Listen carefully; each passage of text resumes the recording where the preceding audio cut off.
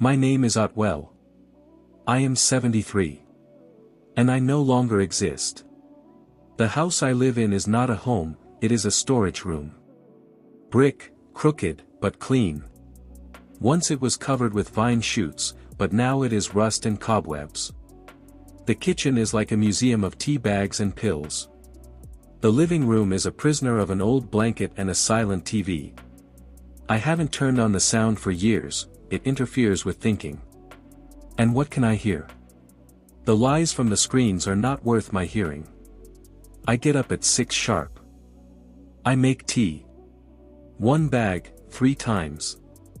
After breakfast, fresh air on the porch. After that, a notebook. I still keep it. Thoughts, names, dates, incidents. Who looked, and didn't say hello? Who said, Grandpa, but meant, junk? Once my hands held a contract worth millions. Now, a plastic pen, with which I write notes in a notebook with yellowed edges. My children, successful. Beautiful. Strong. How I molded them, piece by piece, out of pain and debt. And how easily they forgot who was their foundation. Maxim calls twice a year, at Christmas and before his own birthday, for the sake of decency. Alina sends gifts by mail. Always something expensive. Always something soulless. Grandchildren. They don't even remember my voice. Their laughter, not for me. Their dinners, without my place at the table. They are busy. The modern world has no time for slow people. Neighbors no longer greet me. The saleswoman in the store takes my money silently, without even looking me in the eye. Once I dropped bread, and no one helped pick it up. As if I was transparent. As if I didn't exist.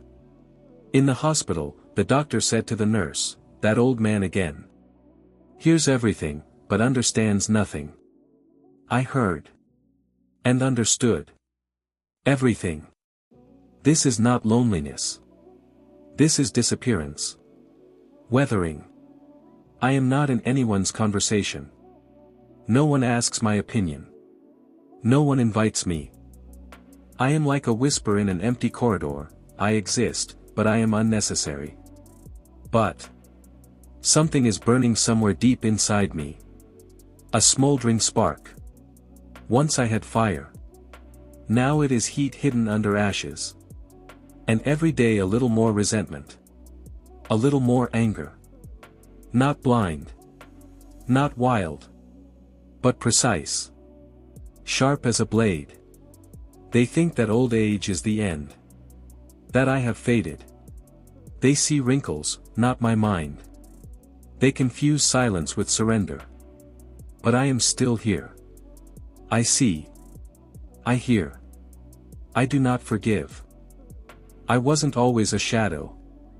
Once I stood in the center of the storm, and didn't waver. They knew me by name. They were afraid. They trusted me. I didn't ask, I ordered. I didn't shout, I spoke quietly, and that was enough.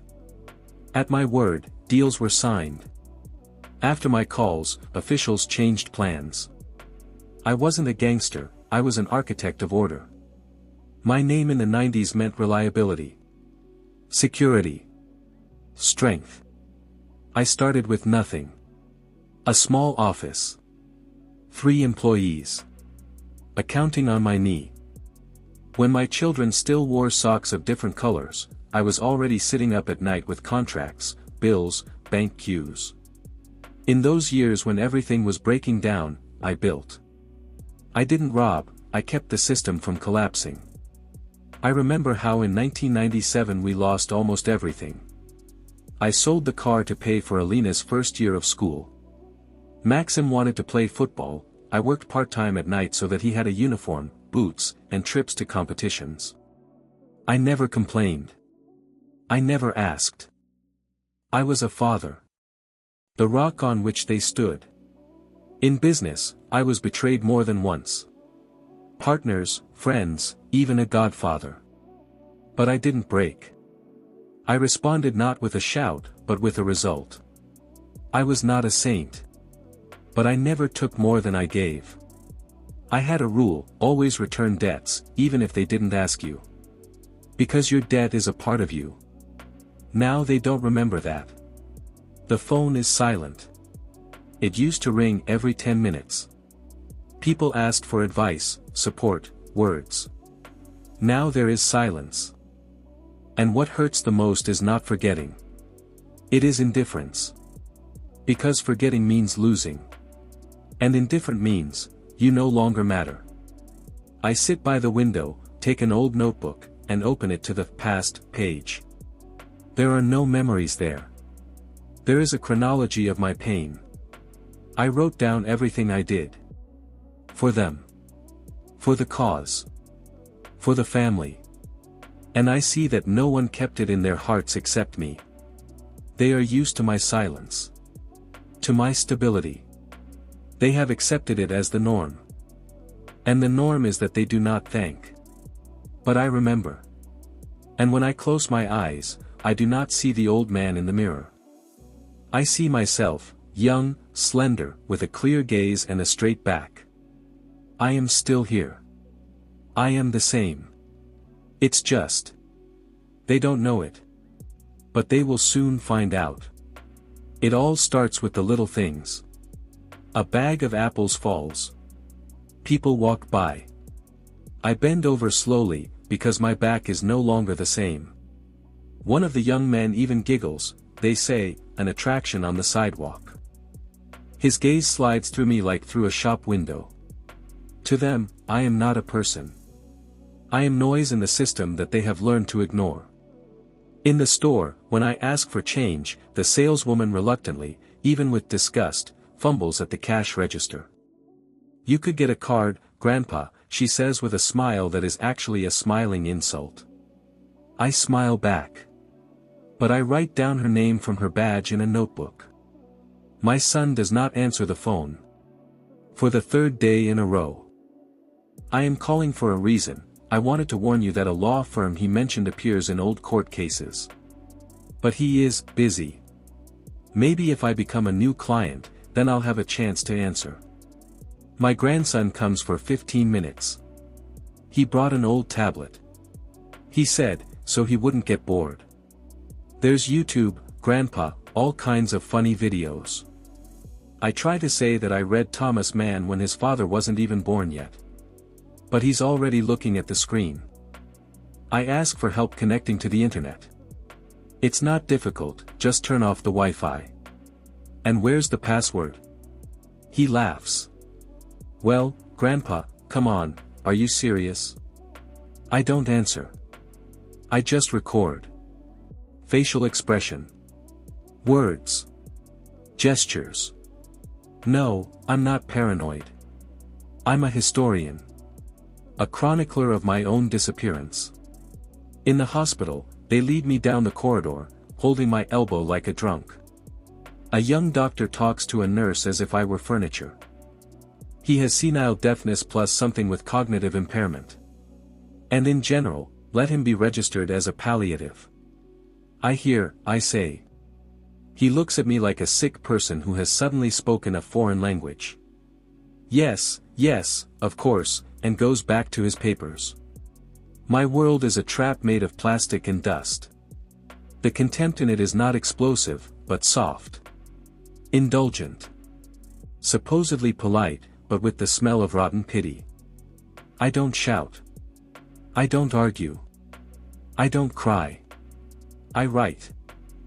I have a notebook that no one reads. I have photos, clippings, flash drives. I still know how to find what people don't want me to find. On the internet. In notary databases. In the shadows of the connections that I used to build myself. Everything hurts. Knees, lower back, self-esteem. But pain is currency. You can collect it. I collect it. Day after day. Everything they said and didn't think I would understand. Everything they did when they thought I was no longer important. I don't need screams or a gun. I need time. And memory. I have both. Pain turns into fire. And fire is not just heat anymore. It's strategy. It happened on the street, a banal scene. I was returning from the pharmacy. I was carrying 2 packages that were already cutting into my fingers. A gust of wind, and one package tore. Pills, wipes, a bandage, everything scattered onto the asphalt. I bent over. My foot slipped on a plastic blister.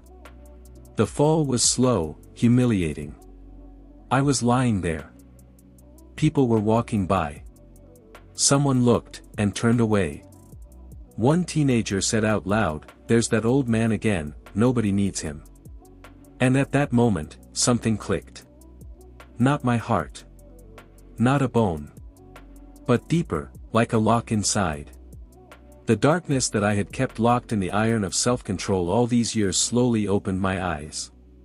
Not anger. Not panic. But silence. Cold as steel. Straight as a ruler. For the first time in many years, I felt clarity. I was picked up by one of the rare kind passers-by.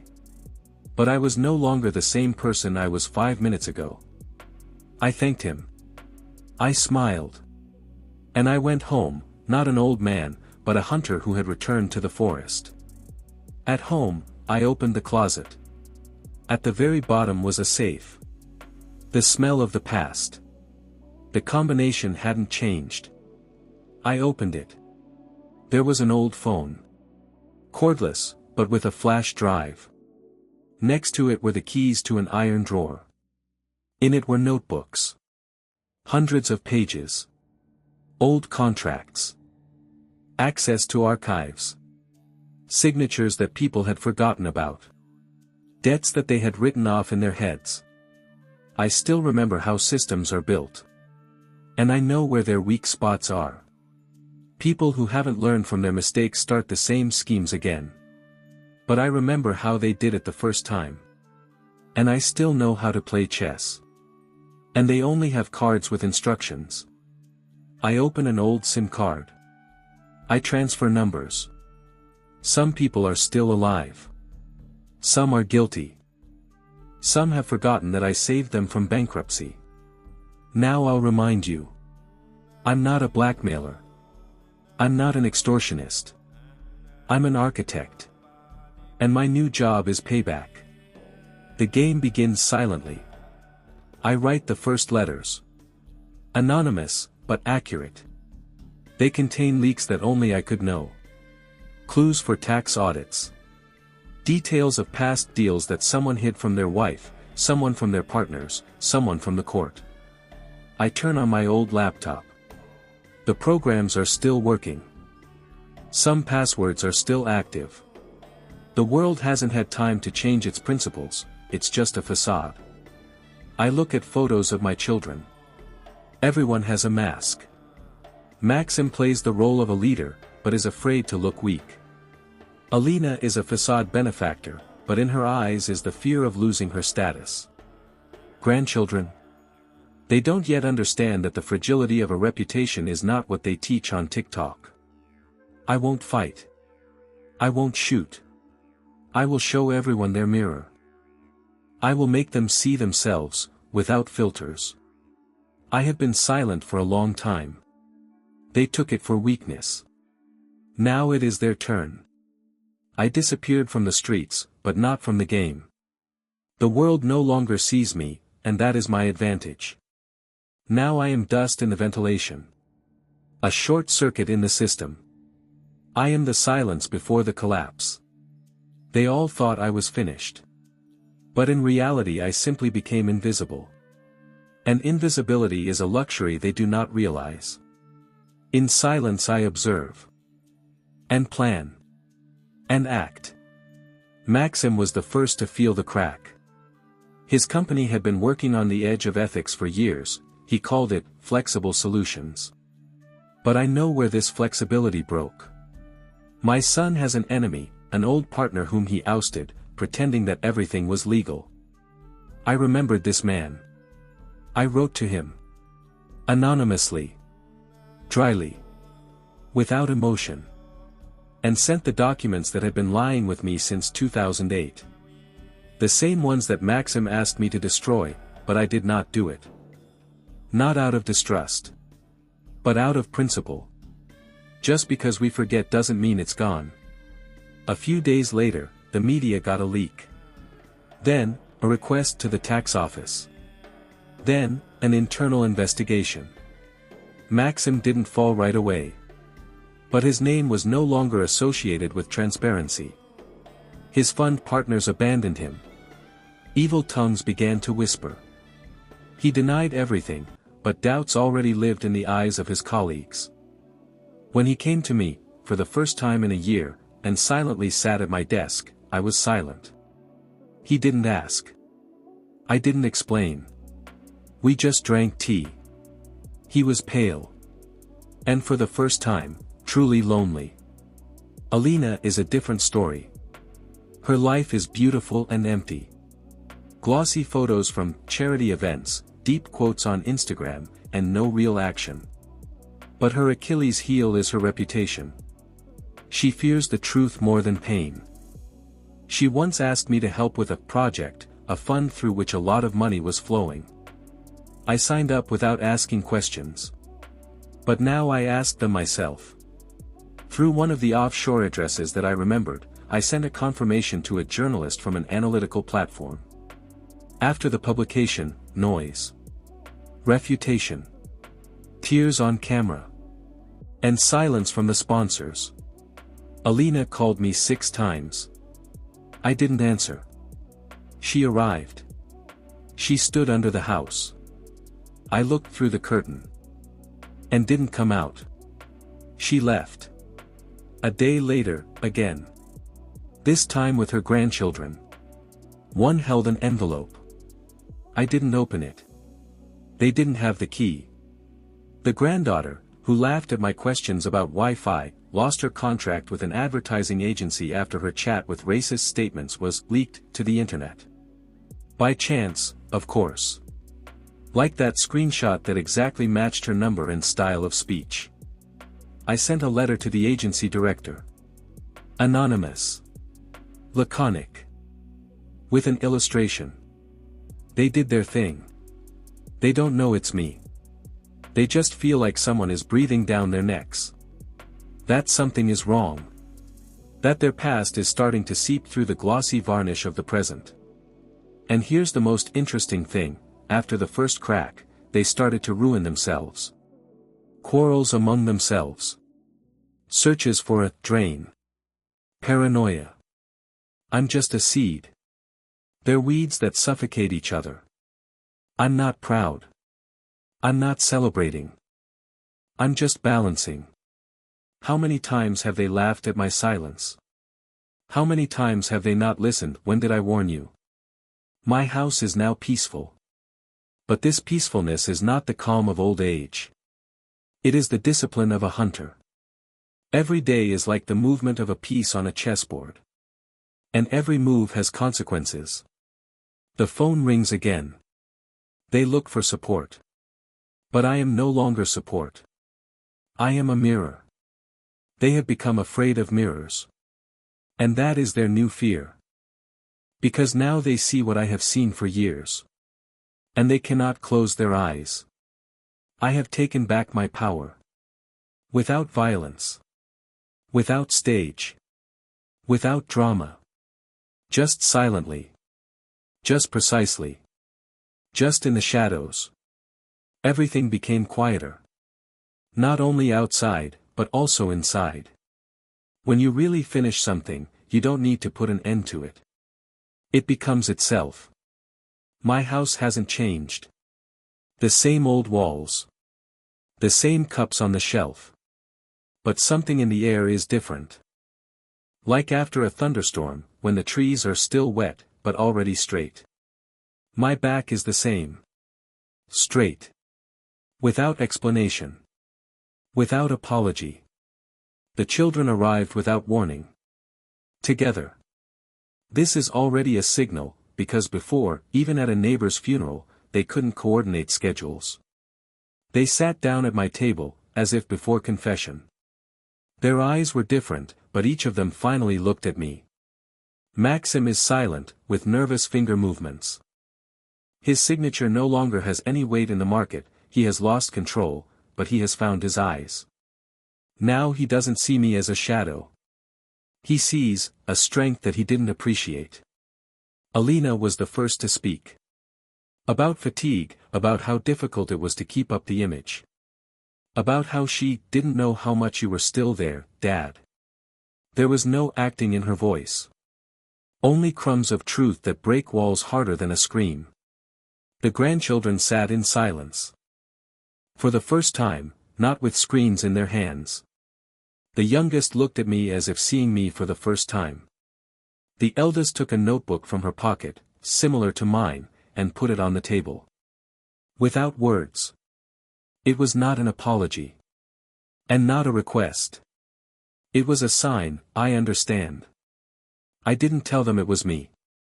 I didn't name a single name, didn't point to a single document, didn't show a single diagram. And I won't. Because this is no longer about punishment. It's about awareness. They lived believing that respect is inherited, like immobility. That parental silence is senile helplessness. That silence is fading. But silence is concentration. My revenge wasn't about anger. It was about balance. I didn't forgive them. But I didn't hate. Because hate is an addiction. And I am free. They left my home quietly. Without tears. Without hugs. But with a different attitude. With respect that cannot be faked. They are now afraid to make a wrong move, not because I will punish them, but because they know what I see. The phone rings more often. But not out of need. But out of a desire to hear. Letters in the mailbox, not from banks, but from people whom I once touched with kindness, but they forgot. Now, they remember. And I keep a diary again. Not as an archivist of pain, but as a witness to silence. New. Strong. The one that teaches, not destroys. The next time they see me in the store, they won't pass by. But I will still pick up the apple myself. Not because I am alone. But because I can. I have left them nothing but experience. And that is enough. Because there are lessons that are not learned in schools. Life gives them. Sometimes, in the form of an old man who silently drinks tea. At night I sit on the porch. The wind outside. Autumn, strong. I am not afraid. I am calm. I have completed a mission. I have completed myself. And most importantly, I have renewed myself. In the morning I open my diary. I write slowly, clearly. The last entry.